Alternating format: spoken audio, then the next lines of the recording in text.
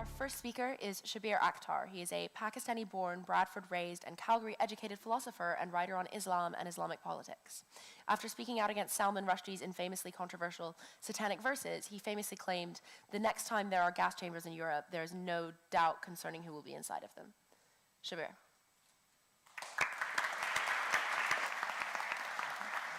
Where do I sit there? Here? Yeah, sure, thank you. Thank you very much. Is Islam compatible with Western liberalism? Well, obviously, if we think of Islam as in the sense of a classical Islam, meaning as a twin birth of faith and empire, in the ages when empires were based upon religion like Christendom was, then obviously it isn't, because most religions were founded in a pre-democratic, pre-scientific, pre-industrial cultures.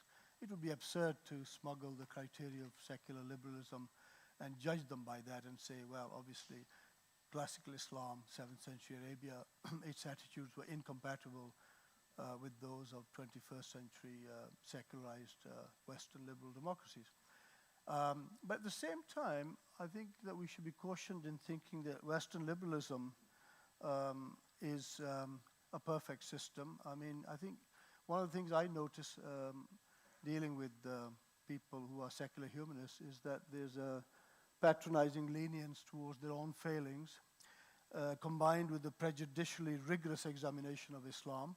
People are very keen to point out how terrible Islam is, how much psychopathic and anarchic violence there is in it, while at the same time they overlook the fact that Western liberal democracies are quite capable of waging unjust wars, as I'm sure I don't need to mention any examples. You're aware of that. So I would caution you in terms of looking at the terms of the question, which is not to avoid the serious issues. I mean, I think it's perfectly true that in its origins, Islam was a twin birth of faith and empire, and it was a political religion.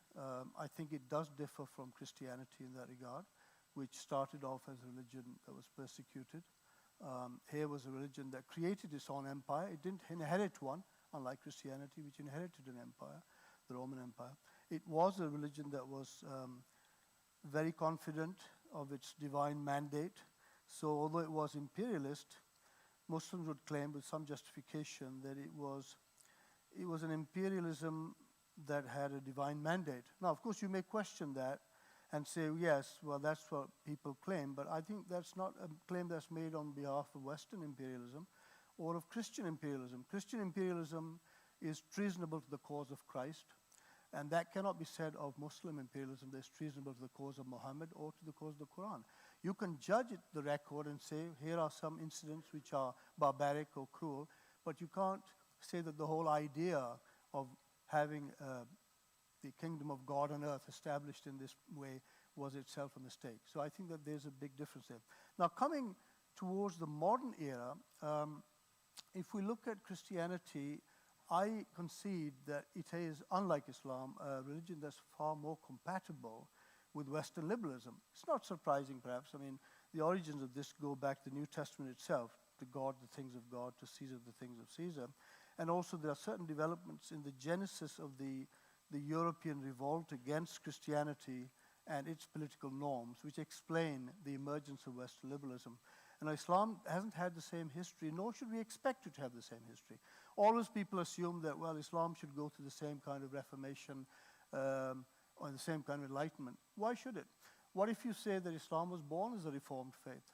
It already had taken account of many of the things that the Catholics and the Protestants had to fight over. So for that reason, I would again caution you in looking at these two religions and making simplistic comparisons and saying, well, you know, rather triumphalist comparisons that Christianity, after all, is compatible with Western liberalism. It's hardly surprising, in my view, given the fact that Christianity is the religion that patronized that development. So that's one level of debate that I want to mention, that the terms of the debate are, I think, need to be examined. Let me give you a striking example of something which is often actually cited as an argument against Islam, meaning as proof that Islam is illiberal, which I actually think proves the opposite. I want to take a very curious example of this, an actual example of this. And this is the question that's often raised about the fact that women, their testimony in Islam is worth less than that of a man. In certain cases, certain types of law, for example. It sounds outrageous, of course. It sounds quite straightforwardly sexist. Same with the inheritance laws, that women inherit half of a man. But let's look at the notion of testimony itself before we make that assessment. And I'll say a bit more about other things if we have time, but I want you to think about this. The notion of testimony itself, what does it mean? Well, in Roman law, the word testimony is related to the origin of the word testis, so plural testes, the masculine notion of biological masculinity for the man. So in order to give testimony, you had to be a witness to virility, male virility in a court of law. Now that's straightforwardly sexist, obviously. So testimony is restricted to men. In Jewish law, the idea was that women were often outside of certain restricted areas, incapable of giving testimony because they were considered to be incurable liars and therefore incapable of making true statements. Recall that time in the New Testament when the disciples are wondering about the empty tomb, and when it's an entirely female witness, it's not accepted. Some male disciple has to go and testify to that. How interesting. Now, by contrast, Islam, in its own context, did give women the right to give testimony. That itself is revolutionary and shows a kind of liberal impulse. I mean, there's other examples of it too, like the amelioration of the plight of slaves. Admittedly, it didn't abolish slavery, which is perhaps what we would now expect it to have done. It did have very strong mandates against the consumption of alcohol, so why couldn't there have been a verse saying slavery is wrong? But on the testimony question, pre-Islamic Arab society, pagan society, thought that testimony was the prerogative of those who could fight in war, in battle. Obviously, it was men who did fighting of that brutal type, so women were excluded from giving a testimony. Yet Islam, the Quran, actually gives women the right to give testimony. And I think that that's actually quite remarkable for its age. Now, you might say, yes, of course, that's true, but in the modern world, what has Islam to contribute? It seems to be a religion that is illiberal in its politics, meaning there's very little political humility among Muslim leaders. Again, I have to concede that point, and I admit that Muslims have a lot to learn from the process of secular liberalism and Western liberalism in particular in its political structures. And I always think it's a great tragedy that Muslim rulers, as you can see in the evidence of the news, are very reluctant to renounce power without the additional inducement of assassination. They seem to think that once they have power, they mustn't leave it. They could learn a lot, perhaps, from the humility, the political humility of Western leaders who, when their term is over, decide to leave peacefully. Having said that, it's also worth saying that perhaps politics doesn't matter very much in Western nations, and maybe that's why people leave office without the additional inducement of assassination. I mean, after all, 500 years ago, people were, even less than that, in fact, people were regularly executed, and kings weren't quite as ready to leave their office as they are nowadays, the way that, for example, prime ministers now leave office very gracefully without becoming a nuisance. So, again, the question of humility is what it seems to me is at stake here when we're assessing Islam's compatibility. On a more personal level, when me and my parents and people of that type who migrated to this country came, we saw this country as a country of our adopted citizenship, meaning we had voluntarily chosen to live here. Therefore, we did not think it was right for us, for example, to oppose the regime in any way or to become a kind of hidden fifth column, an accusation that's often made. No, on the contrary. There's complete religious liberty in this country. It's a remarkable thing, and it's something that Muslims enjoy along with other religions. And therefore, living in this country as a British Muslim, I'm very proud to be both, meaning a Muslim as well as a British person.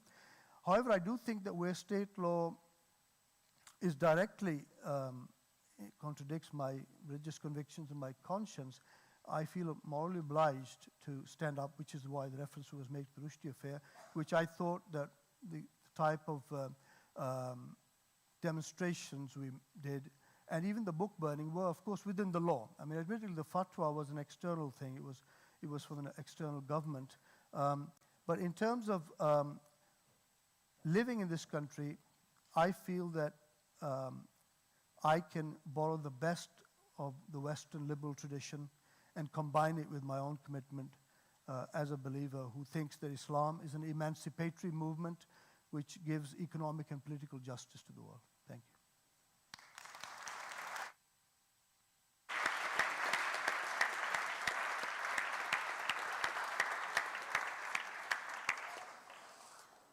Our next speaker will be joining us via video, and that is Shamil Shams. He has worked for Pakistan's leading English newspaper, The News, and has contributed articles for Dawn, Newsline, and other Pakistani magazines and newspapers. He now writes for Deutsche Welle, the German international broadcaster. Respected House, distinguished speakers. First of all, let me apologize for not being able to participate in the debate in person. Nothing would have pleased me more than being there among you and speaking to you directly. I feel extremely honored to be part of this debate. Writing and recording this speech while traveling was not easy, but I still wanted to share some views with you. Let me not waste more time and share my views on today's topic. Is Islam compatible with Western values? I wrote a commentary last year, right after the Cologne sexual assaults, which stirred much debate in the media. The attackers were mostly from the Middle Eastern and North African backgrounds. I argued that Islam is not compatible with Western values, but let me say it loud and clear that when I say Islam, I mean political Islam. Political Islam is not compatible with the West, but the irony is that political Islam is a product of the West's foreign policies, its interventions in the Muslim majority countries. Actually, it would be right to say that political Islam emerged as a revolt against the liberal West. I come from a family of Muslim clerics, but most of them were very secular people. They belonged to a generation of Muslims who were detached from politics and worked relentlessly for the downtrodden and the underprivileged people. They believe in a benign, mystical version of Islam which embraced people from all religions, races, and ethnicities. Compatibility with the West, however, was never their concern because this is a new debate, a modern narrative. But I understand why this subject is catching more and more people's attention. With the rise of terrorist attacks perpetrated by militant Muslims across Europe and in the US, the West is eager to know why all this is happening. Why is Islam against the West? It is a divisive debate, I must say. It perpetuates the us versus them idea. Both sides, the West and political Islamists, perpetuate this idea. And it suits the interests of certain economic classes that thrive on this narrative. Yes, political Islam is not compatible with the West. In fact, it is against everything the West stands for. And here I'm not talking about Western capitalism because political Islam is certainly not against it. We have seen it collaborating with it on numerous occasions. Political Islam is actually not compatible with the humanistic values which the West believes in. And whatever the speakers on the other side say about it, that mystical Islam or the real Islam is what Islam is all about, the truth is that political Islam is the true face of the Muslim world now. The progressive Muslim societies of the 1960s and the 1970s do not exist anywhere. The Pakistan of Ghaffar Khan, the frontier Gandhi, and the India of Abul Kalam Azad have been transformed into something totally different. And I'm not just talking about some groups, some militant organizations. A majority of the common people abhor Western values. The extremism has risen manifold in most Muslim countries in the past few years, or decades, let's say. The persecutions of minorities have increased. The subjugation of women has spiked. It is the real face of these societies, whether we like it or not. But the problem the West faces today is that Islamic extremism has taken roots in their societies too. How can you allow misogyny in the West? How can you allow certain people and groups calling for jihad against the West? And I believe that is why we are having this debate today. Otherwise, The West was not bothered when this Frankenstein was being created and nurtured in Afghanistan and the Middle East, when Pakistani military dictator Ziaul Haq was collaborating with the CIA against the Soviets in Afghanistan and Islamizing his own country at the same time, when the West was supporting hardline Islamists against the socialist or secular rulers in the Middle East. But now the menace has spread all over Europe too. After its destructive role in the Muslim countries, the political Islam that the West helped nurtured is now threatening the peace and stability of Europe and the US. The secular foundations of Europe are under threat, as we also see an alarming rise of right wing anti Islamist groups at the same time. And now we ask this question again and again whether Islam is compatible with the West. The secular people, both in the Muslim majority countries and the West, are rightly worried about the situation. The fanatics want to impose a version of Islam that is against all fundamental human rights. Therefore, the fight against political Islam is a common fight for all secular and peace loving people around the world. Radical Islam can never be compatible with the Western values, and we shouldn't even try to make it compatible. And of course, it is naive to expect that by bombing Syria and Iraq or Afghanistan, radical Islam can be defeated. In fact, it will only worsen the situation. Islam, like all other religions, is not a monolithic system. It has many layers and many interpretations.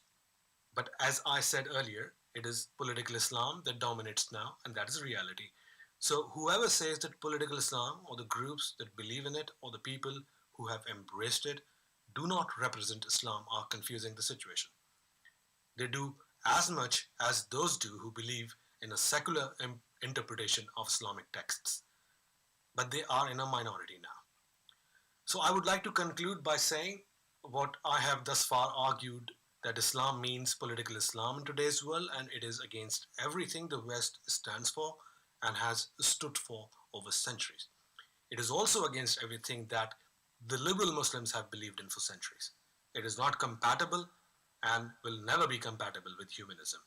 And the apologists in the West and also in the Muslim countries who refuse to admit this as reality should be confronted on all forums, because they are strengthening a very dangerous narrative. Their narrative is that we must turn a blind eye to the atrocities by harping that militant groups do not represent Islam. Probably they didn't 40 years ago, but now they do.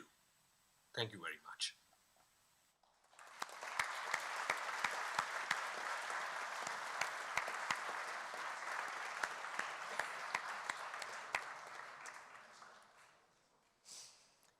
All right, so now for our first round of floor speeches. So if anyone has anything they'd like to contribute in favor of the motion? Yeah, back corner there.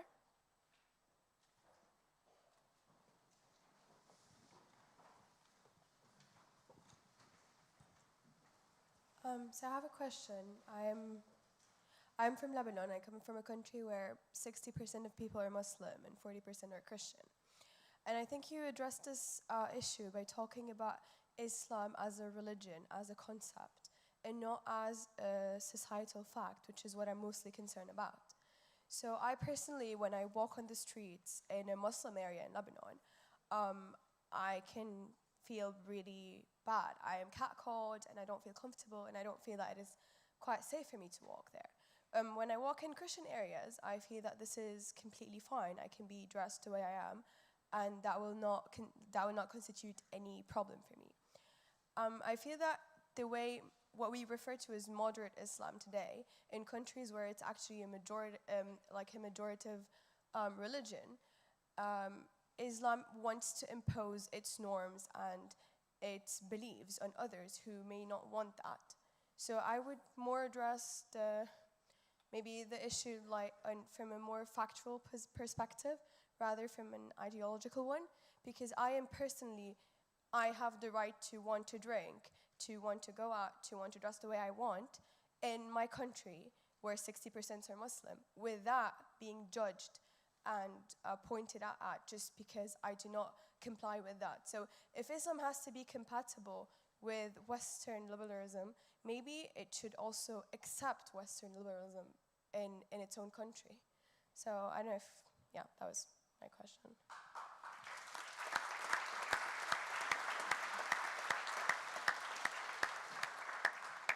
All right, and now a point in opposition of the motion. Someone's had their hand up. Are they keen? I'm not really in opposition. I just kind of want to respond to what she said, actually. I'm also from Lebanon. And I don't really have a particular view. I was raised, I had quite a secular upbringing, I'd say. And I'm culturally Muslim, but I don't really know what's going on. I just want to make one point, and the lady said when she's in Lebanon that when she visits Muslim areas, she's often catcalled and she receives quite offensive treatment, which of course no woman deserves. But I think also, I don't really see how you can lump that with Islam or religion in particular, because when it comes to Lebanon, I think Lebanon as a nation is still quite traumatized following the Lebanese civil war, which I mean, one thing with the Lebanese government, it's confessional, and unfortunately the minority, which is the Maronite Christians, hold the presidency. And because of that, they've had opportunities for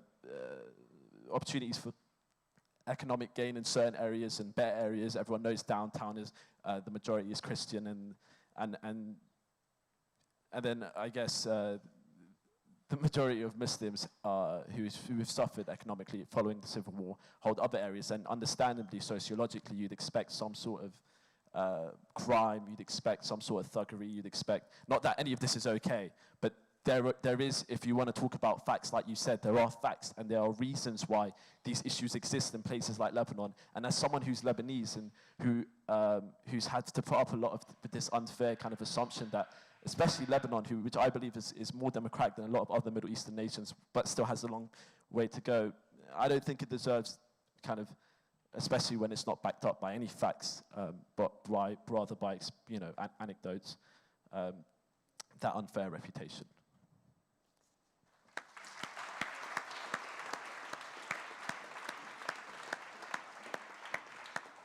All right, now I point in abstention of the motion, so that's neither in favor nor against. Wow, lots of hands. I think the first person I saw put their hand up was there.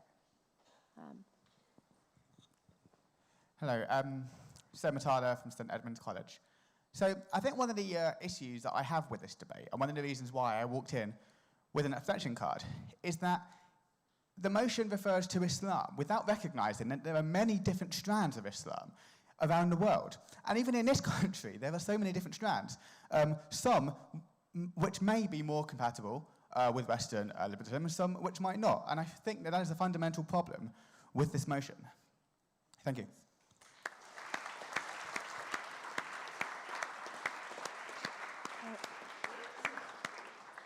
We had lots of hands up, so if anyone would like to make another point in abstention. Sam, hand one up really quickly. We will do more floor speeches. Thank you, Madam President. Sam Longton from Peterhouse. So the reason I'd urge you to abstain from this motion is because it's a bit of a moot point, really.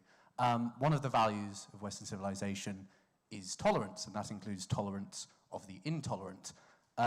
Western civilization will continue to accept Islam. It doesn't matter if they're incompatible. If Western civilization is to maintain its core values, which includes tolerance, then it will allow Islam to thrive and to flourish within it. So abstain from this motion. There's no need to debate it. Thank you.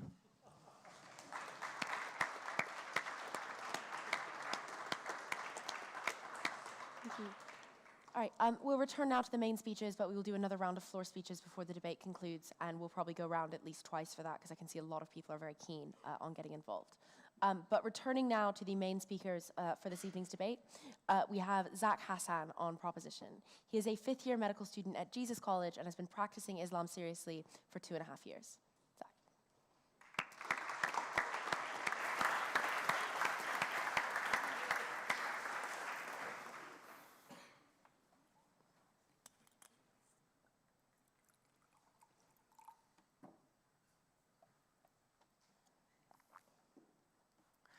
Good evening, ladies and gentlemen, and what a motion we have tonight. This is one of the most important issues facing our generation. Our esteemed guests here tonight are evidence of that. This debate is alive all over Europe. So what did I think that I, as a young, liberal-minded Muslim, what did I think I could bring? Well, I can bring something none of these speakers can. I can show you what somebody with a Western cultural background sees in Islam. You see, I come from a family of mixed faiths. My dad is a Muslim. My mum is not. My granny's a Catholic. My granddad is a atheist from a Protestant family. My mum, she stood as an SNP councillor in the 90s. If that's not blind faith, I don't know what is. And she's watching this tonight, so I hope, Mum, you didn't mind that joke. But I could have easily thrown away religion with no consequences, but I didn't. I chose to follow it. So while you may not agree with what I have to say today, I implore you, listen, because you must hear that I have never had to trade off belief in Islam for belief in liberal values. You must hear that the Quran and the example set by Muhammad are evidence of that. We may not come to a consensus about that, I'm sure, but you all must hear an alternative view. So first some rebuttal. So we heard almost an argument from a different motion there. The first speaker invented this sort of idea of political Islam and then said on the one hand that, oh, well, obviously it's nothing to do with Islam, but actually that's the face of the Muslim world. That doesn't make sense to me. Like, obviously, political Islam is not compatible with liberal values, but it's also not compatible with Islam. So he accused us of, apologism, but we're actually seeing it for what it really is. The Muslim world is becoming further secularized and distanced from its own religious values, and that's what's causing this. So we need to get back to those religious values. That's going to be the main thrust of my speech. So obviously we need to define Islam, because as the speaker pointed out, there's lots of different kinds, and some of them are compatible and some of them might not be. So I propose that we actually try to reduce Islam down to the moral principles underlying the Quran as demonstrated by the actions of Muhammad. I think that should be our definition.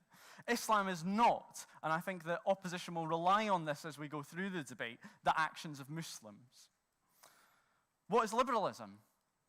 It's the political philosophy that people should be free to believe what they want as long as they don't hurt others. Both of these are inspiring philosophies.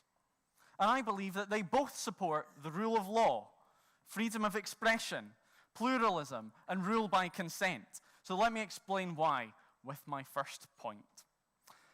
None of the 5 pillars of Islam, the core beliefs, contradict liberalism. They can't, because they only serve for the believer to perfect their moral character by overcoming their ego through daily practice. The declaration of faith, the first pillar, tests the believer's allegiance. Is your allegiance to a God that you see as the source of everything good in the world? Or is it to your boss at work or to your own selfish desires?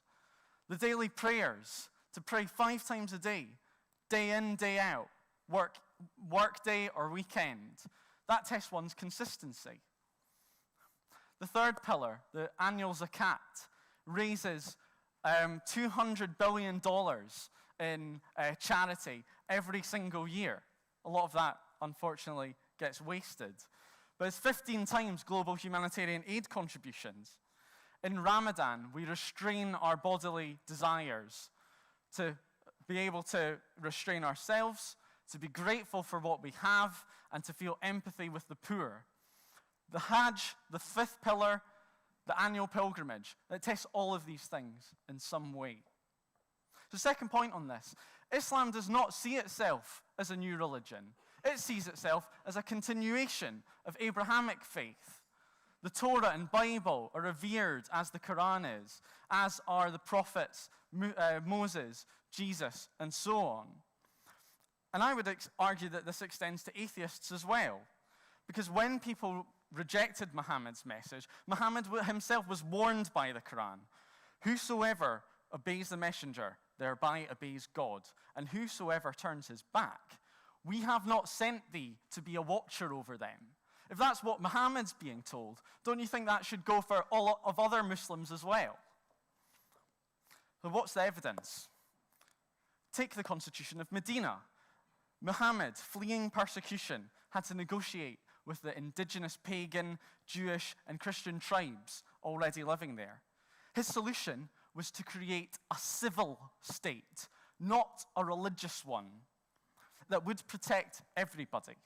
It had all of the fundamentals of a liberal society. A society that rejected tribal justice. It established the rule of law and freedom of religion. Muslims had a duty to the entire community, not just other Muslims. These innovations at the time were unheard of. The Constitution allowed each community to have its own laws, and Muhammad himself would often arbitrate for other tribes based on their own internal laws. Most importantly, it was not rigid. It evolved over time. So much for the view, which I'm sure we'll hear, that Islamic law is never meant to change with changing customs and circumstances. So when Muslims say they want an Islamic state, you should all ask them, is it going to be like the first one? And if not, why not? So clearly there's a distinction here that I'm trying to draw between the ideals of Islam and the actions of Muslims, because we don't deny that. But maybe you don't believe me. Well, listen to Meryl Wynne Davis, the director of the Muslim Institute. What she says on this topic in a BBC documentary. To me, the most important part of the example of the Prophet and the message of the Quran is the acceptance of plurality, the need for a realization that there are many faiths, many ways, and all capable of being a community, an ummah, together. I think Muslims marginalize this message, they fail to hold it as the central principle of social existence, and by doing that, they actually defy the example of the Prophet. So now for my second point. Islam actually opposes the illiberal behaviors that we heard about in the first speech. Now, people accuse Islam of believing lots of weird things, and I'm running out of time, so I don't have time to deal with all of them. But I will deal with women's rights. One cannot read the Quran and fail to notice verse after verse safeguarding women's rights in a huge variety of circumstances. Islam allows abortion, opposes chauvinism. It allows women to engage in premarital, to set premarital agreements. It allows them to initiate divorce. It gives them maintenance rights in divorces and treats them as separate legal persons long before these Western freedoms were even invented. I actually think that Muhammad's life speaks volumes for equality. Khadija, his first wife, she was an ambitious businesswoman, his boss. She asked Muhammad to marry her. She is known as the first Muslim, as she encouraged a terrified Muhammad to consider that he may be a prophet before even he himself did. After Khadija, and I'm going to preempt your point, you can intervene on me again if you think I haven't answered it, that Muhammad did have several wives later in life, but these marriages had specific political purposes: to establish peace between enemies, to break down prejudices against divorcees, freed slaves, infertile women, and orphans. Some of these are still prejudices that exist in our society today. And Aisha, whom critics use dodgy historical sources to accuse Muhammad of pedophilia, what they fail to mention is that after Muhammad's death, Aisha was a political leader in her own right. Muslims used to come to her to ask for political and religious advice. That is the esteem with which the true Islam should hold women, and it is something that all Muslims should aspire to. Female role models in the Quran include Mary, the wife of Pharaoh, the mother of Moses, and these women are recognized for their character and piety, not for their looks and sexuality. Yes, please. Please wait for a microphone so I can hear you. Samnai, how about the fact that there's something called ad-darb al-ta'dibi, which is the fact that a husband has the right to educate his wife by hitting her as long as it's soft?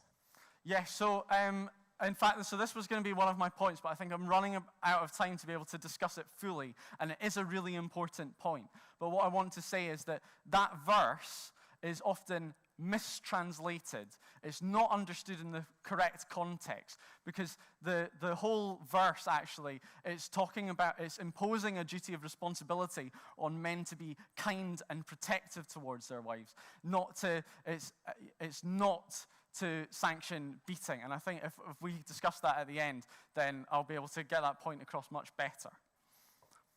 So, if you still have any doubt of the Quran's equality, this is unequivocal. And their Lord answers them, I waste not the labor of any that labors among you, be you male or female. The one of you is as the other. So are we to believe, then, that the Quran says this in one breath and sanctions the beating of women in the next? I think this is a nonsense. In conclusion, our best weapon against Islamic illiberalism is the Quran itself. Make up your own mind, but I think that the Quran and the example of Muhammad support my arguments much better than the arguments of the Islamic extremists. And I could have made many more if I'd had time. So the opposition's arguments about today's Muslims, these clearly aren't problems of too much Islam. They're the problem of not enough of it. So if you take one thing away from today, I want it to be this, that the way to tackle Islamic extremism is to educate Muslims about their own holy texts, because they don't understand them properly. And that's why we see the problems that we see in the world today. But how should you vote? Well, don't give Muslims the message that we think in Cambridge, that a clash of civilizations is inevitable. Don't take away the legitimacy of Muslims like me by voting against us. Show that Cambridge is not as ignorant as the extremists. Show that Cambridge is willing to judge Islam on its merits, not the actions of its followers. Ladies and gentlemen, I'll stick around to ask questions. Until then, I beg you to support the motion.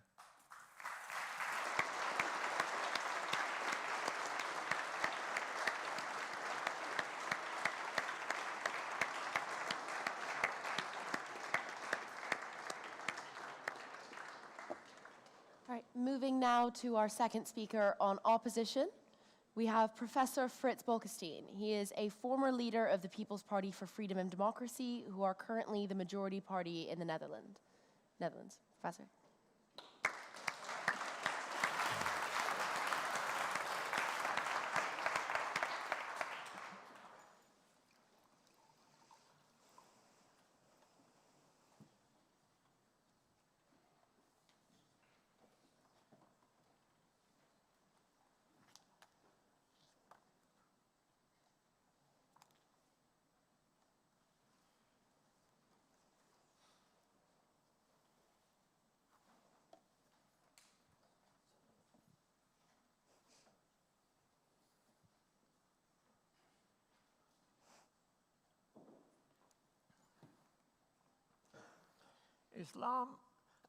Islam is one of the world's great religions. About 1.5 billion people follow it. I'm certain that many millions of men find in it a source of deep contentment. Whether all women are as contented is a matter of dispute. The proposition we are debating tonight contrasts the religion of Islam with Western liberalism. Let me begin with Islam. What does the word itself mean? I have been told by linguists that Islam comes from the verb aslama, which originally meant to serve exclusively, whence to submit to God alone. It was coined to contrast that religion with Arab polytheism and Arab Christian belief in the Trinity. For most Muslims, it means simply acceptance of or submission to a set of rules and a moral code, soumission in French. Some people believe it means peace. The concept of peace comes from the idea that there is peace when Islam reigns supreme. War then becomes obsolete. Some believe man makes peace with Allah by complying with his commands and ordinances. To what or whom is this submission? To Allah, Muhammad, and the Sharia. Sharia, which means literally the way to follow, and is meant to bring the believer to eternal life in paradise. In reality, Sharia is the basic law all proper Muslims are supposed to obey. Now, what of liberalism? The root of the word is Latin. It means free. Above all, freedom of religion and freedom from religion. I come from Holland, and the Dutch fought for 80 years against the Spanish to gain their freedom of religion. Now, there is no real freedom of religion in the world of Islam. Its constitutions don't mention any such freedom. And the sacred and jurisprudential texts do not place other religions on an equal footing with Islam. You may not build a church, synagogue, or Hindu temple in Saudi Arabia. Nor is there freedom of speech. Remember Rushdie. In most Islamic countries, you may not openly advocate atheism or even the science of evolution. Blasphemy is considered a form of high treason. So is apostasy or leaving the Islamic religion. The death penalty for apostasy is still in the Sharia books and based on this very notion of high treason. On a personal level, there is no freedom for women to choose a husband who has another religion or no religion. Point of information. Just back on your previous point, you mentioned Saudi Arabia. Saudi Arabia isn't the only Islamic country. Do you know that? I'm aware of that.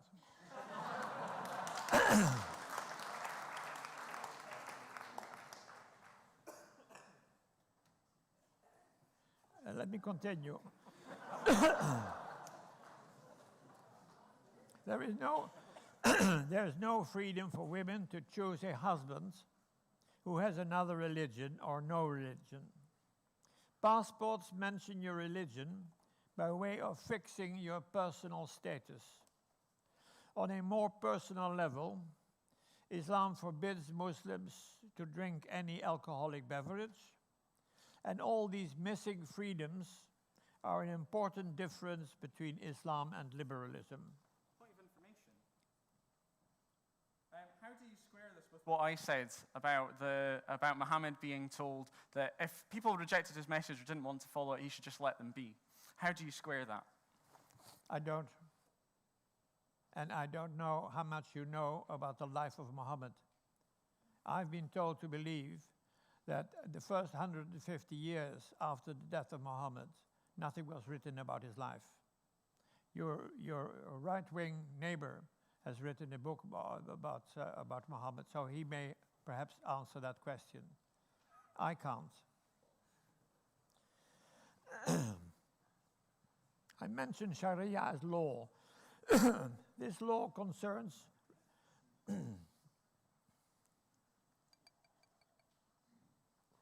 I mentioned Sharia as law. That law concerns ritual prayers, burials, fasting, sale and trade, taxes, debts, testaments, marriage, divorce, meals, sexual relations, how to dress, punishments, how to deal with unbelievers, and many other things. It describes in detail what the duties and prohibitions for Muslims are. It pretends to govern Islamic society and civilization in all its aspects. It therefore does not accept any separation of mosque and state, which Western liberalism considers important. In fact, both mosque and state are subordinate to the same religious law. To liberals, religion is a private matter. To many Muslims, religion is also very much a public matter, and that is another important distinction between Islam and liberalism.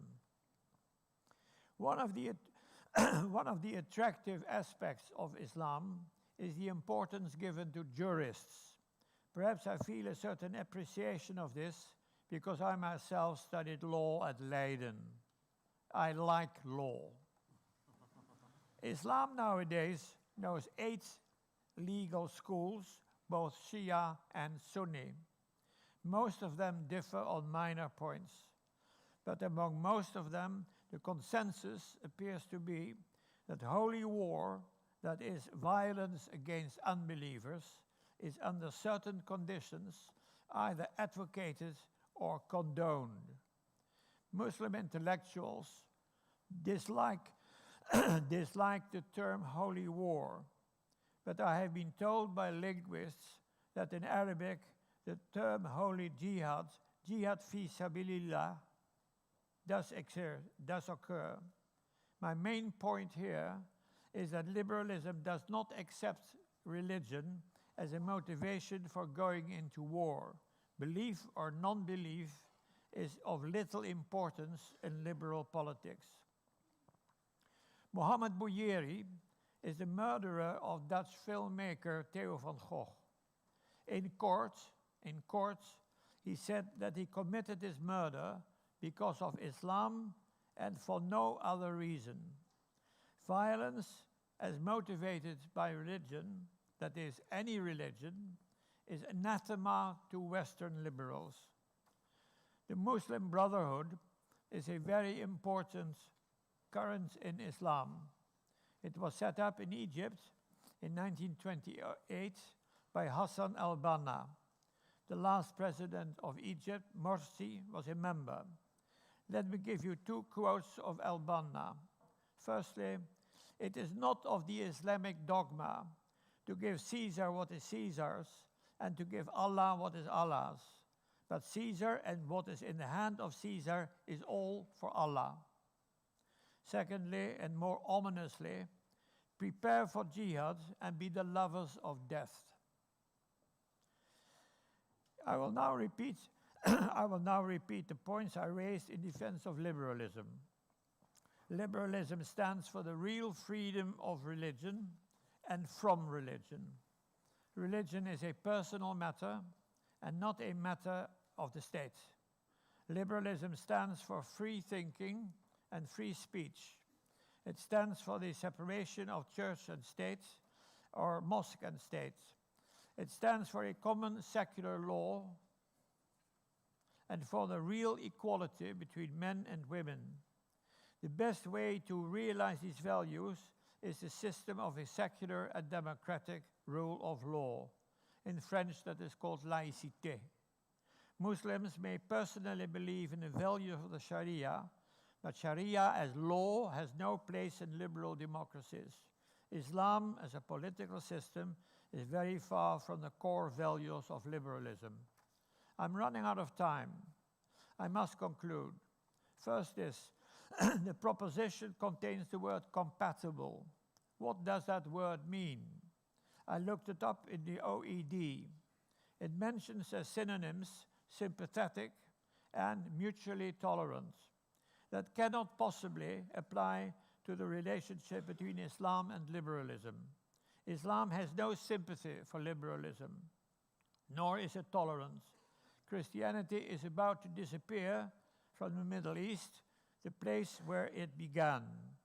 Furthermore, the organizer of this debate expatiates to include the following question: can Islam's precepts genuinely be incorporated in the ideology of liberalism? Can they be incorporated in the ideology of liberalism? Ladies and gentlemen, to discuss that question would be OTOs. The proposition falls. Thank you.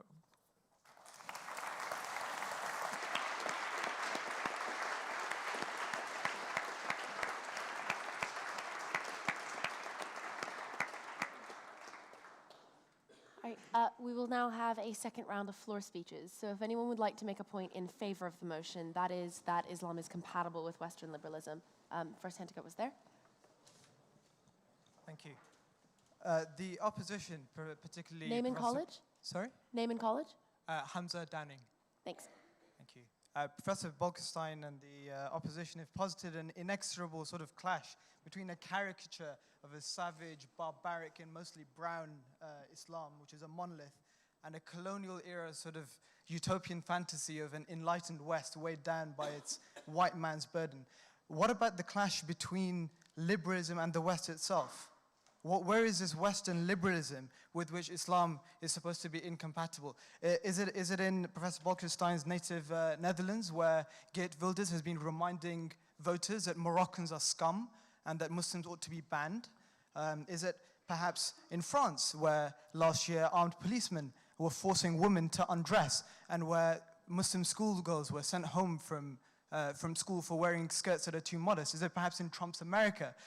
Or is it perhaps in this very room, embodied in Professor Bolkestein's even more right-wing colleague sitting next to him, who has preceded Trump by many years by calling for a complete ban on immigration from Muslim countries, and has called for deportation of Muslims down to the third generation, and has railed against declining birth rates in native Europeans, and said that the fact that Muslims, at least thankfully, are only less than 10% in most European countries is not ideal but acceptable for the moment, and has most eloquently defended the EDL as well. Is this Western liberalism?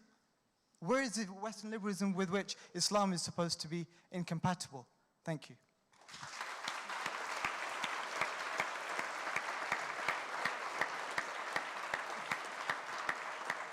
Okay. All right. Do you want to respond? No? Well, if you allow. Sure. Okay. Liberalism, I'm sorry, liberalism is a political philosophy that started in the 18th century. And it has deeply influenced the development of Western civilization, both in the United States and in Europe. And I'm not saying that it is the only political philosophy in the West. No, there is Catholicism, for example, and there are other kinds of beliefs, Protestantism, and so on and so forth. So I'm not claiming a sort of a right of way or the main point of the main influence for liberalism in the West. I'm saying that it has deeply influenced our societies, and for the good, for the better. And that is why we live in wealthy and peaceful and modern development societies. That's all I want to say.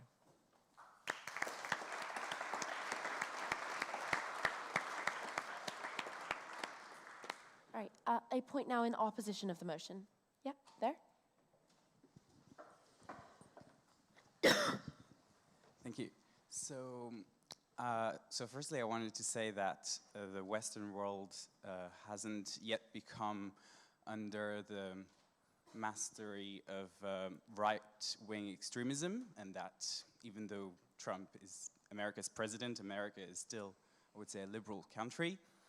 And and I think we're having this debate, at least I came here to this debate, at least to maybe find alternative narrative to right-wing extremism, because I think that the people from right-wing extremism circles are not very diplomatic, and I don't think the answers to the real problem that is political Islam is, I don't think the answers are going to be found there, because I think it's quite antagonistic and, yeah, as I said, not very diplomatic.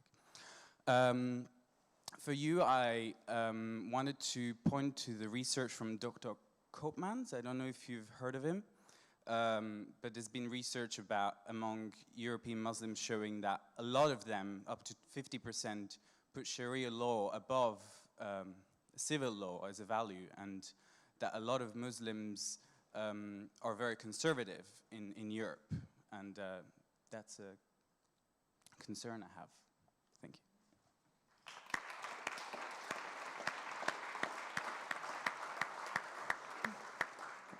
Do you want to respond? Yeah, go for it. Yeah, so that's a really important point. But I would say that poll, that's evidence of how far today's Muslims are actually getting from the traditional origins of their texts. I feel like that's evidence that there's an ignorance in the Muslim community of what Islam really is, and I really don't want. I don't think it's I think it's impossible to overstate that point. That's what I would say to that. Thank you. All right, and now I point in abstention, especially if you're a woman and you haven't spoken yet, because a lot of the floor points have come from men. So if you have thoughts. No. All right. Oh, is there? Oh, yeah, super. Up there. It's.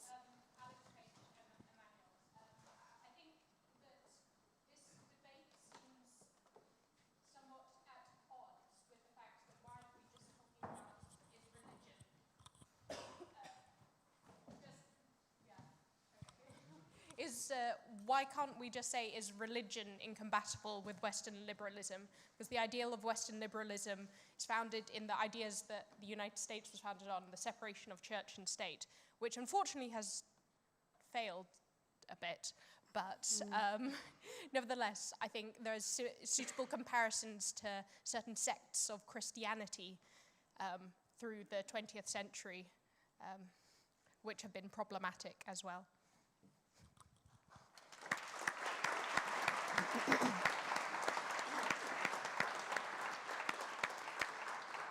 All right, I'm going to go around for one more round of floor speeches because there are lots of hands up. So if anyone has a point in proposition of the motion, that is, that Islam is compatible with Western liberalism. Yeah, hand up there. Thank you. Arkam Anwar from Christ. I just want to remind opposition that the motion of today's debate is whether Islam is compatible with Western liberalism and not if Islam is equivalent to Western liberalism. Because I feel like this kind of imperialist mindset of having this established framework and judging Islam by it, which was pointed out by the first speech that the proposition has perpetuated and is common along all the themes that the opposition, all the arguments that the opposition has presented. Apart from that, there's, although I see Islam, the criticism of Islam is very strong, and rightly so. I mean, you should be critical if you don't agree with it. But why are we not critical of Western liberalism itself, and especially within the Muslim countries? And if you see the history of secularism, in the West, of course, the countries were founded on secular principles, which is a very noble thing and something we do value living in Western society. But if you look at a lot of Muslim countries like Turkey and Kemal Atatürk's revolution, secularism was not the majority opinion. It is not a democratic opinion, unfortunately, and it were dictatorships which upheld secular values in a lot of Muslim countries. So, thank you.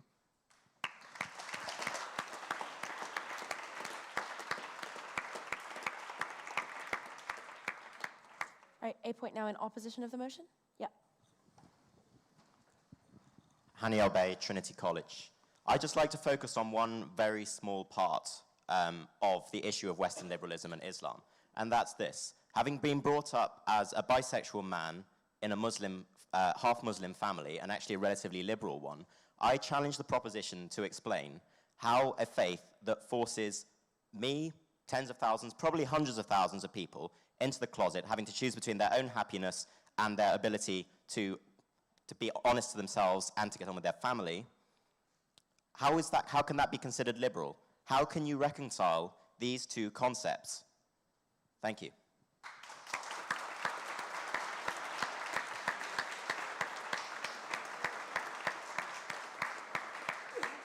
All right, and finally a point in abstention. Yeah, there. Jack Bolton, Pembroke. We've recently had Ash Wednesday, a day in which many Christians like to mark their foreheads with ash and other symbols abound of Christian imagery in the public sphere. I just wanted to ask, though, being a Christian myself and also having Muslim friends, having been heckled in public and seen my Muslim friends heckled as well, why there is a word, Islamophobia, for such displays, but on the Christian side there is nothing quite similar. I wanted to ask both sides of the House whether they thought the term Islamophobia was overused, whether it's not used enough, to maybe expound upon that point, because I'm genuinely quite intrigued. Thank you.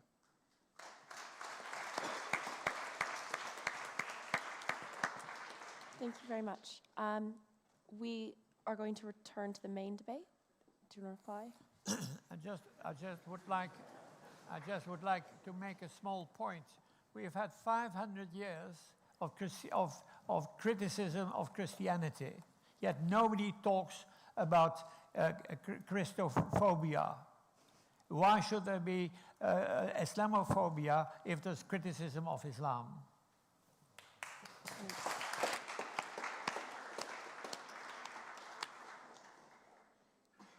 All right, returning now to the main debate. We can carry on conversations later. All the speakers will be sticking around in the bar afterwards. Like, people are really keen to keep this going, so like, please stick around and carry on these conversations. But we'll return to the main debate now. So our final speaker on proposition is Professor Tariq Ramadan. He is the Professor of Contemporary Islamic Studies in the Faculty of Oriental Studies at St. Antony's College, Oxford, and one of the world's foremost scholars on Islam.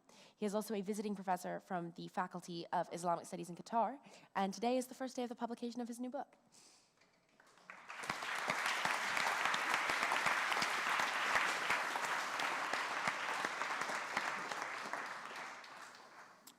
Thank you. As it was repeated this evening, the way we are talking and the way we are talking about such a motion by having a polarized discussion about liberal or Western liberalism versus Islam is problematic because we are essentializing both sides. And I think this is the starting point of a big mistake. And when we are in a university, we have to deconstruct, not by the way Professor Bolkestein was doing it right now, because almost all what he said about Islam is wrong. First, the definition is a specific definition that was challenged by many Muslims. About Sharia, it's wrong. And when you speak about God in English, say God, don't say Allah to make it an alien entity or an alien belief. That's wrong. So you are reducing Islam to a perception, as the first speaker was saying, you know what, I'm talking about Islam. In fact, I'm not talking about Islam. I'm talking about political Islam. And at the end, political Islam is Islam. So they are all political Islamists, so they are all dangerous. That's it. Thank you. Flawed definition, no structure, no points. And I think that we have to start with this, by being a bit specific and not to come with anecdotes and trying to, through the anecdotes, to generalize and to essentialize our universe of reference and the universe of the reference of the others. That's not Western liberalism. This is Western dogmatism.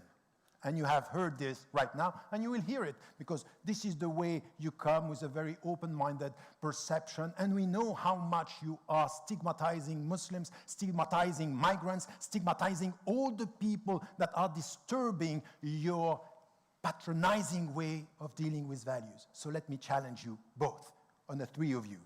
First, by saying something which is to stop with this perception and this essentialization, and to say, okay, when we are talking about Western liberalism, what are we talking about? Which type of values are we talking? Are we selective on some of our values and not being critical? I think that the starting point is to say, what are you talking about? Are you talking about justice? Are you talking about freedom? Are you talking about equality? Are you monopolizing these values by saying we have the monopoly on these values? That's cultural imperialism. That's not the right way of talking about it. And most importantly, is to have a very reduced understanding of history.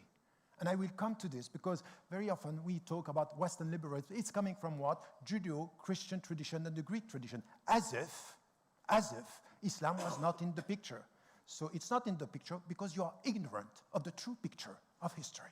It has to do with ignorance. Not to do, for example, when it comes about rationalism, is coming from Descartes in the French tradition. Okay, you know that Descartes read El-Ghazali, but you don't even know El-Ghazali. That's the point. The point is that within the West, there is many things coming from Islam, and within Islam today, many things coming from the West. So it's not incompatible. It was mixed for centuries. But we don't know about our own history. We don't know, for example, that all what we know about Aristotle, the Greek tradition, is coming from Ibn Rushd. And Ibn Rushd was what? A Christian? A secular? Or a Muslim rationalist? A qadi, a judge, as a Muslim? And a rationalist as a philosopher? Welcome to the world. No, thank you, I don't have time because I have to say many things. You can just challenge me afterward. So this is about our values in the selective way, so we have to stop with this essentialism. You know who are very happy with the way we are talking and being essentialist? Daesh. This is exactly what they want. They want you to say what you say, you know what, these are the people who are targeting Muslims. We want this exactly to be like this, to be polarized. Daesh is saying, we have nothing to do with the West. You are saying, we have nothing to do with Islam. Welcome to the clash of civilizations. And I'm a European. So I'm talking to you as a fellow European. I know you don't like it. That's the way it is. I know you don't like it, but I am a Muslim. I am as European as you are. And what I'm saying here is something which is very important. We have to stop this otherness, portraying Islam as the religion of the other, to the point that you, in your country, with the one who is following you, get Wilders, because he is following you. You were his mentor, saying, you know what, when you are Muslims and Dutch, you're not really a Dutch. So you have a new category now, which is a foreign citizen. You have the passport, but not the right religion. That's very dangerous. That's the future. That's Trump, that's Douglas Murray, that's Finkelstein, and all what we have around this is very problematic when it comes to our understanding. So I would say that when I'm coming here and talking about justice and dignity, I'm much more representative of the Western liberal values that we are sharing than you. I think that with some of your position and some of your statements, you are, in fact, from within, acting, behaving, and proposing positions and political positions and social positions that are very much against what we think should be the liberal democracy. In fact, you are acting against the values that you pretend you support. By doing what? By stigmatizing, by proposing and essentializing Islam, saying things about Islam that even Muslims don't say, or some of the Muslims only. So within Islam, we have many trends and many interpretations. Yes, if you want to talk about the literalists, if you want to talk about Daesh, of course, they're not going to support our values. But I don't support them either. They are not the people. I'm saying, in the name of my religion, I would be against what they are saying. So why are you essentializing Islam? As much as I can say, you know what, I know that you are not representing the West.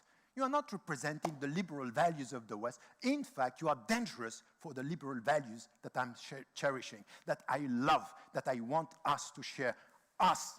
You know, when I say us, you don't like it. Us, Europeans. Not us, Muslims. Us. You and me, not always you, but some of others here. So the point here has to do with, I want us to come together and to say, in the name of my religion, as a European Muslim, and I'm a European Muslim, and I said just today I was on CNN and said, you have a very controversial statement. What is this controversial statement? You say that Islam is a Western religion. Yes, it's a Western religion. We have millions of citizens who are Muslims and Western, as you said, and they don't have a problem with this. We abide by the law, we live in this country, we want justice, we want dignity, and we want, for example, to say something with all the citizens that we are against racism. By the way, Christianophobia exists in the United Nations, so don't say it doesn't exist. This is just ignorance. It's there, and we have to fight against Christianophobia, Judeophobia, and Islamophobia. There is something which is, if you criticize some of my principles, welcome. But if you criticize me because of the only fact that I am a Muslim, this is a type of racism. Racism against Muslims. But it doesn't mean that we don't have to be critical. It's open. We have to be open. Say whatever you want about my principles and my behavior. But don't stigmatize the Muslims only because they are Muslims. This is the wrong way of putting it. So let me come to some of the things that I wanted to share with you and to say, you know what? To my fellow European and Western citizens in the United States, as much as in Europe, what I want is us to come together and say, you know what, stop just accepting the way the media are telling us how people are free or women are free, for example, by saying, you know what, I don't care about the people the way they dress, but I am, as a European, and in the name of the values that we are sharing together, I want to struggle for women's rights, but not by telling the people the way they have to dress, but when they are on the job market, in the labor market, to have exactly the same salary as men for the same skills. That's what I want, not to come to tell me, you know what, you are not liberated because of the way you dress. It doesn't mean, by the way, that we don't have to deal with the issue that you were raising. I will come to this. But let us come about two issues, about justice. And for example, as a European, I was ashamed that your proposal to ask the Polish to come to work in the UK and to get the salary from Poland. That's against justice. And as a European Muslim, I'm saying, I will be against you because I think that you're betraying the very meaning of social justice in our societies. So this is one thing which has to do also with migrants. Let us come together and don't tell me we have to remove and to prevent ourselves from welcoming the migrant because some of them can be terrorists. That's shame on us. And as a European and as a Muslim, I'm doubly ashamed. Ashamed by some Muslim majority countries that are not welcoming the migrants, and us, telling us we don't want to welcome them, we are scared of who they are. I think that this is not the way it should be. Let us come together, and don't we share humanity and dignity? Don't we have to welcome the refugees? When we are bombing in Syria, we don't want them to come, and we ask Turkey to keep them. That's not our values. So I'm not in contradiction with who we are together and promoting Western liberal values. It's the same about racism, it's the same about equal rights that we want in our country. So now, what I think it's important is to avoid three things. And this is why I support this motion. I'm asking you. I know what is going to come with some anecdotes. I know somebody, and by the way, what you said about homosexuality, you have, and you should be able to say what you have to say. But don't reduce Islam to some positions on this. And let the people also understand that, for example, as a Muslim, I respect who you are. I may disagree with some behavior as you have Christians within. The liberal dimension is not for us to agree on everything. It's for us to respect one another. Whatever is your choice should be respected, and you have the right to be who you want to be. That's the point. But don't say that all the Muslims are the same. My last point here is, beyond essentialization, the starting point of us, and especially in the university, is to avoid having this, black and white position, to be a bit more nuanced and sophisticated, and to do something which is important, which was done in this room, and we have to keep this, what I think it's important is to be self-critical. Self-critical means look at yourself and ask yourself. For example, in many Muslim majority countries, as a Muslim, I would say I disagree with dictatorship. I disagree with what is done in the name of Islam in Gulf states, in Saudi Arabia. And I have the moral duty to do so in the name of my principles, not to please the West, but to be consistent with myself. And the starting point is this: to be consistent and to come together with the same values, be self-critical. Put the values as ideals and be critical with human beings. But not confuse the human beings with the values. And don't compare your great values with what the people are doing out there. Because we can do exactly the same. In the name of Western liberalism, we have colonized, we have killed, and we are still killing. So don't do that. Be consistent and fair with the way you enter a dialogue. But by starting with being self-critical. So as a Muslim, I would say, yes, dictatorships in the Gulf states and in many Muslim majority countries is unacceptable. The way women are treated in many Muslim majority countries, it's not because of Islam, it's very often because of cultures, because of distorted understanding. So what you are saying is not coming from Islam per se, it's coming from cultural distortion, it's coming from the cultural problem. Yes, we have, and then let me finish, we have also people who are literalists. And I'm banned from Saudi Arabia. I'm banned from this country. Why? Because I'm saying the way you are implementing Islam in the literalist way, it's not the right way. You are instrumentalizing my religion to stay in power. So I have to be self-critical. But don't tell me that what they are doing is who I am. Don't say to Western Muslims, you are Saudi Arabia, the way you did it. And it's good that you were asked the question. You know that it's not the only way to be a Muslim. So that's essential, to be self-critical. On the cultural side, when it comes also to be self-critical to the governments and also to the literalist understanding. But I would say, and I will end with this, that we also have to be, as you were saying, which I think is a fair point, when it comes to our values, when it comes to us as Westerners, we have to look at what is done in our name. Because at the end of the day, these are not the European Muslims and the Western Muslims who are going to Saudi Arabia and dealing with the governments because of money and because of oil and because of geostrategic interests. We are very hypocritical. So we claim our values, but we deal with the worst. And we target the people on the streets, but we are ready to have the way the women are covered in Saudi Arabia. We don't care about this. We don't even care about women's rights in Saudi Arabia. Why? Because they have the money. So, sorry? Please what?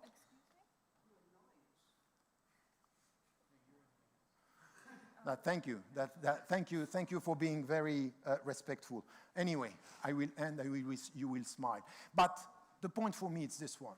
It's what we have today is also to look at the way we are dealing with the countries. Did you put the thing? Okay. So. To be critical with the way our governments also are dealing with other governments in the Muslim majority countries, about the lack of democracy, about the lack also of dialogue that we have with the countries. So I really think that when it comes to liberal democracy, when it comes to liberal values, we in the West, we have to be self-critical. And it's the people who are self-critical on both sides who can come together and build the future of the West. This is what is liberal values, the way I see it. It's not contradictory to Islam. It's the way we come together, we are self-critical, and we build the future together. Not us versus them, but us together. Thank you.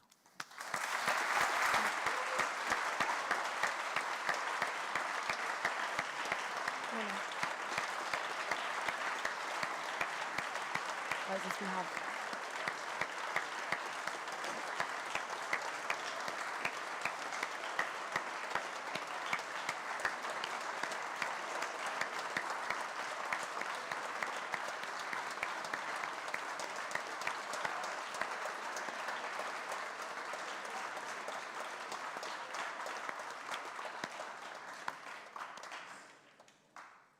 Our final speaker in tonight's debate is Douglas Murray. He is a journalist and author and is the founder of the Center for Cohesion and the associate editor of The Spectator.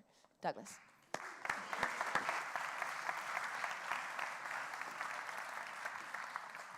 Well, thank you very much. It's a great pleasure to be back at the Cambridge Union. A great pleasure to be back in Cambridge. It's a particular pleasure to be on the same side as Professor Fitz-Borkestein, a most distinguished public servant in Holland and in the EU, and it's always a great pleasure to be against Tariq Ramadan. I did like your attempt to make yourself the embodiment of liberalism, but I would remind you, Tariq, that a real liberal wouldn't find it so difficult to completely condemn stoning on public television, as you so famously did a few years ago in France. Now, you can watch... Okay, you can all watch the video later. You can all watch the video later of the conspiracy between Sarkozy and the public. That's not what's happened, and you know exactly that you are lying. You can all go to YouTube, ladies and gentlemen. Enjoy. Now, it's a lie. What is Islam? What is Islam? We've had a lot of talk already tonight about it, and I've only got 10 minutes. I'm very unlikely to be able to give you a comprehensive definition. If you listen to Zach, Muhammad, who founded Islam, was a sort of prototype of just a specially benevolent town councillor in the region of Fife. If you listened to him, you would get the impression that it was a pure arrangement of a few minimal issues of governance and so on. Now that isn't the case. Islam is many, many things. It's many complex things. It's not easy to sum it up. It is a religion, however, and it is possible to sum it up to some extent. My own favorite definition is that there are, in essence, three Islams. There is the Islam of the origins, that is the texts, the Quran and the Hadith, the sayings, and indeed the early lives of Muhammad. There is the second Islam, the way in which that has been extrapolated out over the centuries in the body of law known as the Sharia. And there is a third Islam that we often mean when we talk about Islam, which is what do Muslims believe? How do Muslims live? Now, these are very, very deep waters but there isn't any point in seeing deep waters unless you plunge straight in. Zach said in his comments that we must return to Islam's religious values. But the problem is that Zach's version of Islam's religious values is going to be very different from a lot of other people's. And let me put this point to you at its hardest, but I think it's necessary and it's truthful. Groups like ISIS have the worst possible interpretation of Islam. It should go without saying. But they have the worst possible interpretation of Islam for Muslims and for non-Muslims. However, it is an interpretation of the texts that they have. It is a valid interpretation of the lessons they take from the life of Muhammad. It is a possible interpretation of the texts and traditions they have in front of them. I'm afraid, ladies and gentlemen, that Muhammad was not Buddha. He did not live his life as Buddha. The world would be a lot more peaceable if he did, but it wasn't the case. I know that Shabir said in his comments that he doesn't want us to get into comparisons with other religions, but it might just be necessary. Consider the history of of Christianity, ladies and gentlemen. The history of Christianity, goodness knows, has been bloody. Would it have been more bloody or less bloody if on even one occasion, when one of Jesus' disciples comes to him and says, how many times should I forgive my brother? 7 times or 70 times 7. If instead of saying forgive him endlessly, which is what Jesus ends up saying, he'd have said chop off his head. What would have happened to the history of Christianity if even on one occasion when a woman is brought to Jesus found in adultery, instead of saying he who is without sin casts the first stone, said stone her? I think we can all agree. We should all be able to agree. In a place like this, the history of Christianity would have been bloodier. So it is with Islam. And I know that in a house like this, in this particular era, it's necessary to pretend that some people believe in Christianity, some people believe in Islam, some people do yoga, and that there isn't very much difference between them. There is, ladies and gentlemen. The origins matter. And I've got a lot to get through. In a situation like the one we have with Islam, where we're forever told, and with some legitimacy, that there are no authorities in Islam, or there are no pope-like authorities and so on, there is something in this. If that is the case, then those origins matter even more.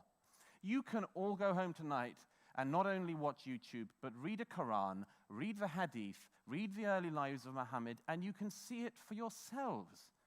Now, that is a conversation we should be able to have, and we should be having. And there should not be this denialism. There should not be this pretense that the texts and the origins and the life of Muhammad are not a problem. They're a huge problem, ladies and gentlemen, I can tell you.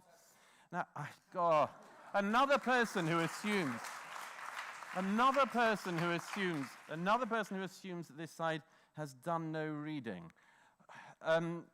I would like to turn to something else that the other side came up with, which was something else that Zach said. Zach said Islam is not the actions of Muslims. If it's not the texts, and it's not the traditions, and it's not the actions of Muslims, and it's going to be very hard to work out what Islam is.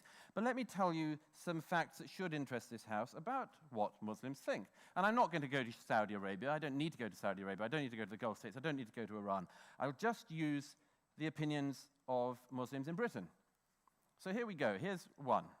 It's generally agreed that the modern liberal state includes the right of sexual minorities to live their lives and find love as they wish. A Gallup poll carried out here in the UK in 2009 found that 0% of British Muslims think that homosexuality is acceptable. 0. An ICM poll carried out last year found that 52% of British Muslims think that homosexuality should be made illegal. 52% of British Muslims last year. A YouGov poll from 2015 found that nationwide in Britain, about 16% of the population think that homosexuality is morally wrong, but that raised to 29% in London. Why would that be? I leave you to ponder. Free speech is also, I think, widely agreed, certainly in Professor Borkstein's country, to be an important element in liberalism. So let's consider that one. Channel 4, In 2006, another notorious right-wing conspiracy, Channel 4. Channel 4 in 2006 found that 78% of British Muslims thought that the publishers of the Danish cartoons should be prosecuted. 78%. A BBC poll in 2015 found that 27% of British Muslims had, quote, some sympathy, end quote, for the people who went into the offices of Charlie Hebdo and killed the cartoonists, editors, and journalists there. Channel 4 poll from last year found that only 1% of UK Muslims think that publications should have the right to publish cartoons of Muhammad. And that, go on. Your point is that Muslims, are getting offended. I actually agree with what you're saying. I think it's totally unacceptable that Muslims do that. But do you know that there's a story of the Hadith of a woman who used to pour rubbish on Muhammad every time he preached, and Muhammad wouldn't complain. And when one day the woman wasn't there, he went to her house to see if she was okay. She was ill. Do you see how far the Muslims of today are going from the original philosophy? Nobody doubts that Muhammad did home visits. Nobody can also doubt that he ordered some of his critics to be killed. So you've got to weigh those two up, haven't you? So the subject of women's come up already tonight, but I'll just give you one figure. A poll carried out last year, also by Channel 4, found that nationwide 5% of the British population agree with the phrase that wives should, quote, always obey their husbands. 5% across the country. However, 39% of British Muslims agree with that phrase. Give me one other quick example. This isn't a figure. This is a quote from an eminent opponent of mine called Mehdi Hassan, a British Muslim journalist. Mehdi Hassan, on the subject of anti-Semitism within Britain's Muslim communities, wrote the following in 2013. It pains me to have to admit this, but anti-Semitism isn't just tolerated in some sections of the British Muslim community, it is routine and commonplace. Any Muslims reading this article will know what I'm referring to. It is, he said, quote, our dirty little secret. Now, there was a gentleman there who's come armed with a whole set of inaccurate facts, which he's obviously gleaned from a quick Google, but not only were they wrong, but also I think that the underlying point he was trying to make also is wrong. It does matter, and it's going to matter a lot in the years ahead, what people in this country think. If, as I said, in your most diverse and plural areas, they are more likely, for instance, to be intolerant towards sexual and other minorities, then you're going to have a problem, aren't you? At some point, as that community grows with these intolerant attitudes, the problem is, of course, going to grow, unless you admit to it, unless you face up to it, unless you're willing to do the self-criticism that Tariq Ramadan quite rightly says that we should all be participating in. Now, look, it's clear from the figures I gave, from all sorts of stories, you can open any day's newspaper, that in terms of social liberalism and in terms of political liberalism, Islam is simply the slowest kid in the class. We are all in our societies now having to move at the speed of this slowest kid in the class. It's why we're having the argument in 21st century Britain about what a woman's rights should be in a court, including a Sharia court in the UK. And it doesn't help that we have this denialism about what we can all see and read, what we can all read if we read the histories of Islam and also read about the founder of Islam, what he taught, what he claimed, and what he did. I don't deny that there are times when Muhammad did very nice things, but we also have to face up to the times when he wasn't like Buddha, when he wasn't just a home carer and a caregiver, and when he was a warrior and a warlord and killed prisoners who he captured in conflict. These are very important things to focus on as well as the caregiver bits. You see, the thing is, ladies and gentlemen, is perhaps this will all work out. Perhaps we just have to wait. Perhaps we just allow Islam to catch up and allow all the Muslims of the world to catch up, and at some point the gays should be patient, and the women should be patient, and the Jews should be patient, and everybody else should be patient, and anyone who cares about free speech should just be patient. Perhaps it'll all work out, and perhaps it won't. Perhaps it won't work out at all. Maybe it'll all go in another direction entirely. And you see, that is the big problem of this debate tonight. Because if the other side tonight is right, and Islam is perfectly compatible with Western liberalism, then it's all going to be fine. But if they're wrong, our society is screwed.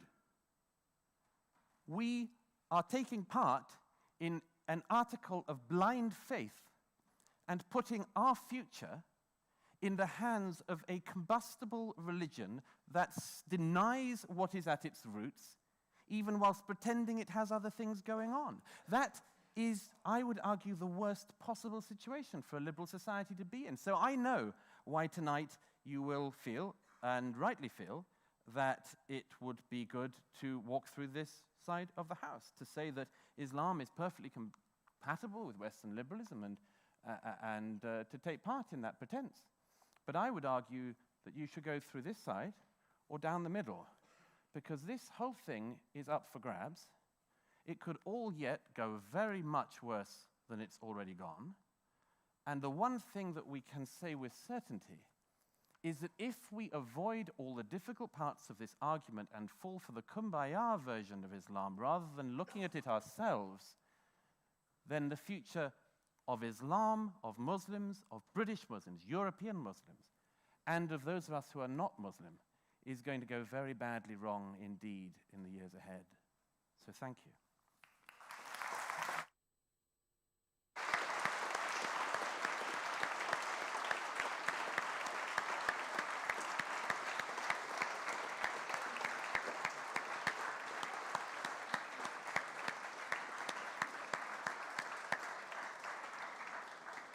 All right, this is sort of unconventional, but the lady there had her hand up for the full 10 minutes of the last speech. So if you would like to make a point, just for sheer dedication, please go ahead. Name and college as well, please. Hello. For my dedication, can I just ask 2 questions, please? Yeah, it's on. So the first question I wanted to ask is, to what extent do you distinguish between how a term can be defined and the worst form of interpretation? So, for example, if I say, and I admire the fact that I support a secular state, does that mean I should advocate the worst interpretation of secularism, such as becoming supporting Soviet Union? Second question I want to ask is, to what extent would you distinguish, as you rightly say, British Muslims being very anti-homosexual, as being tribal, following tribal cultures from South Asia, or because we know that that type of idea of killing homosexuality, being anti-homosexual, is not just restricted to Muslims in South Asia, but also Hindus in South Asia, Sikhs in South Asia, and Christians in African countries. Thank you. Quickly, but yeah. Well, it's a very good question. I'm sorry I had so much to get through that I had to leave you with a numb arm, but thank you for persevering. On the first of those things, no. I think that actually what the other side, by the way, did this evening was actually to essentialize Western culture. We hear a lot about the essentializing of Islam, very little about the essentializing of our culture. Immediately, Tariq Ramadan and others go on to colonialism and so on. It's as if the history of countries like ours is only one of colonialism. It's as if the rest of what we've achieved is as nothing. As for your second question, this is another way to evade it. I don't know any Jew or Christian who doesn't deny chapters in Leviticus, okay? But I find it very, very commonplace, as we had this evening, that people ignore that the hadith, the sayings of Muhammad, are pretty strong on the matter of what you do about the gays. So if we were to arrive at some kind of process of moving beyond that, you would have to start, wouldn't you, by saying, well, the authoritative books and collections of Bukhari Hadith of Muhammad are not gay liberation documents, any more than they're women's liberation documents. You would start by admitting that, but we always go around the other way. We always go, no, it's a specific, it's a cultural thing. It's not to do with religion, it's to do with a particular tribal thing. Often then, it's, as we hear quite often about this, it's that the British and other colonial powers imported homophobia to the Muslim world, which otherwise was just great with us gays. And this also is not an accurate interpretation. So, as I say, I would urge that Muslims in debating subjects like this admit what's in the texts and get beyond them fast. But I'm not a Muslim. They have to do the job themselves. I just hope they do.